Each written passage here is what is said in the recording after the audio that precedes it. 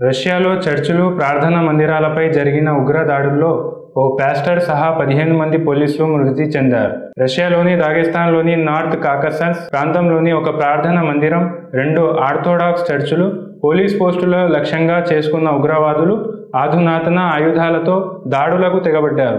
ఈ ఉగ్రఘాతుకానికి 15 మందికి పైగా పోలీసులు అధికారులు సహా ఒక పాస్టర్ మరణించారు. డజన్కు పైగా ఇతరులు గాయపడ్డారు. దాడిలో పాల్గొన్న 5 ముష్కరులను కూడా కాల్పుల్లో చనిపోయారని దాగెస్తాన్ అంతర్గత మంత్రిత్వ శాఖను ఉటంకిస్తూ వార్తా సంస్థ రాయిటర్స్ నివేదించింది. డెర్బెంట్లో 2 ఉగ్రవాదులు, 3 ఉగ్రవాదులను మట్టుబెట్టారు. Russia national anti terrorist committee ఈ దాడులను తీవ్రవాద చర్యలుగా అభివర్ణించింది.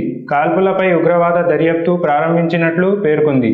ఈ ప్రాంతంలో ఉగ్రవాద వ్యతిరేక ఆపరేషన్ను కూడా అధికారులు ప్రకటించారు. ఈ దాడులకు బాధ్యులు ఎవరనేది వెంటనే ప్రకటించలేదు. అయితే ప్రస్తుతం పరిస్థితులు అదుపులోకి వచ్చాయని తెలిపింది. ఘటన జరిగిన ప్రాంతాలు పూర్తిగా భద్రతా బలగాల అధీనంలో ఉన్నట్లు వెల్లడించింది. ముస్లింలు అధికంగా నివసించే ఈ ప్రాంతంలో గతంలోనూ సాయుధులు కాల్పులకు తెగబడ్డ సందర్భాలు ఉన్నాయి. దాగెస్తాన్లోని జూన్ 24, 25, 26 సంతాప దినాలుగా స్థానిక ప్రభుత్వం ప్రకటించింది.